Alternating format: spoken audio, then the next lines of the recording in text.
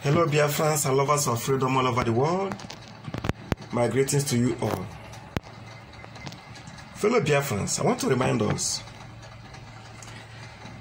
that when the zoo wanted to kill Mazi Nnamdi Kanu, us Biafrans were heartbroken. Very, very painful. We were generally disappointed. We didn't know, as they used to say, that every disappointment is a blessing. The zoo's attempt to kill Mazi Nnamdi Kanu was a blessing in disguise. We didn't know then. We didn't know then. We were disappointed then. We were crying, heartbroken, and all that. But it was a very, very glorious blessing to every Biafran and lovers of freedom.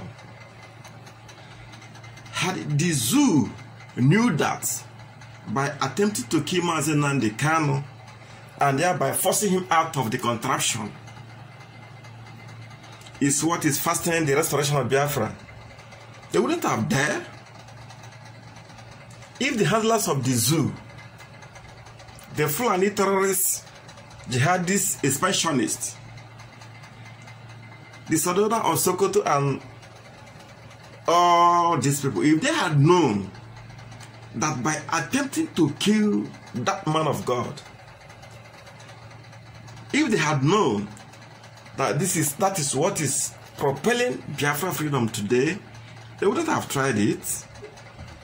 No, they wouldn't.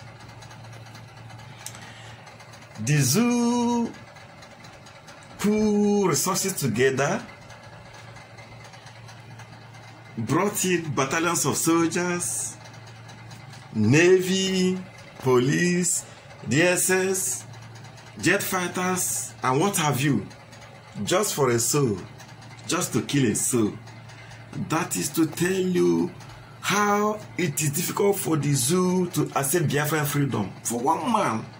And they knew that if they cut the life of this young man short, there is no more Biafra. They knew. But had they known that by attempting to kill him, thereby forcing him out of the zoo, had they known that that single action is what is fastening the restoration of Biafra, had the zoo knew this fact, they would not have tried to kill him. And let me remind us that whatever that happens now have happened before. And before anything happens on this physical earth, it must first happen in the spiritual realm. Don't forget that Satan the devil killed Jesus Christ, believing that the end has come. He didn't know that by killing Jesus Christ, he's setting salvation to the world. The death of Jesus on the cross of Calvary is what gave us salvation. If the devil had known, he wouldn't have died. Had the zoo knew this fact, that by attempting to kill Mazi Nnamdi Kanu, by forcing him out of the contraption that are making us free, they wouldn't have dared. If Mazi Nnamdi Kanu is still in that contraption called Nigeria, as I speak, of course, he wouldn't travel because they must confiscate his passport. Number one. They must not allow him to use any airport, so he can't travel. And no journalist from overseas countries will be allowed to come and see him. So tell me, how is he going to meet world leaders? How is he going to meet reputable journalists? How is he going to be interviewed by world press? How is he going to meet who is who in the world politics? How is he going to meet decision holders and opinion holders? How is he going to meet all these people? Face to face, eyeball to eyeball. It would have been a mission impossible. Had it been that this young man is still in Nigeria today, it could have been difficult to actualize or restore Biafra. But thank God that the zoo tried to kill him. And by trying to kill him, they are setting us free without knowing it. From his base in Europe, Mazi Nnamdi Kanu goes out at will, sees whoever he wants to see, meet whoever he wants to meet, and this is eyeball to eyeball. He has been meeting world leaders. He has been meeting decision makers in world politics. US senators. Not once, not twice, not thrice. He has been interviewed by many media houses. He has been meeting our people in Japan, in US, in Canada, in UK, in Germany, everywhere around the world. He has been moving, flying, meeting people, canvassing, discussing, negotiating. All this wouldn't have been possible had it been that he is still in the contraption Nigeria. But glory be to God that the zoo made that great mistake by attempting to kill an innocent man. And by that singular act of wickedness, Biafrans are just a stone throw to freedom. I don't think any sane person will say that he's a proud Nigerian. He or she is a proud Nigerian. The zoo you call Nigeria has crumbled. The zoo is bleeding blood. And there's no power, I repeat, no power that can restore the zoo. The zoo cannot survive again.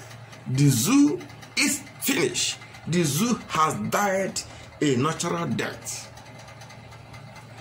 These Fulani, they have the audacity to tell the Yorubas that they come flush them out of their land. Can you imagine? People that came from Futajelon just 400 years ago? What audacity. I remember when Mazen Nnamdi Kanu was saying all this. Some of us didn't believe him. Especially when he said that to restore Biafra is better this time that Muhammadu Buhari is in power. I myself, I didn't believe that. I know that Buhari is a very wicked and heartless man. I didn't believe that that can be possible. But Mazen Nnamdi Kanu said it, that this is the right time to restore Biafra. Now that this wicked man is in power. And true to his words, it's coming to be fulfilled. That man, is he a prophet? The things he said in 2012, 2013, 2014, 2015 has come to pass. All of them. I witnessed the 2015, he made the WISC, World Igbo Congress in US, and he told them, give me guns and bullets to protect our people, to defend our people from their farms, that the Fulanis are coming. It is happening. The Fulanis have taken over all the forests. Thank God for Eastern Security Network. Thank God that Oduduwas have also risen up. These Fulanis, they are heartless. How can an ethnic tribe want to take over the rest of the country? How possible is that? They not have 19 states, and it's not enough for them. They have 80% of the landmass of Nigeria. It's not enough for them. What do these people want? I wonder. What do these murderers want? The thing that pains me much is how they kill Igbos. They love to drink the blood of the Igbos. The Fulani love to drink the blood of the Igbos. I don't know why. They love it like honey. When they kill an Igbo man, they make merry. They celebrate. These people have been killing us since the amalgamation. We didn't do anything. Our offense is simply because God loves us. Simply because God chose us. Simply because we are blessed. Our ingenuity, our versatileness, our intelligence, our hard work, our industriousness. All these are gifts from God. And this is the reason why these Fulanis hate us.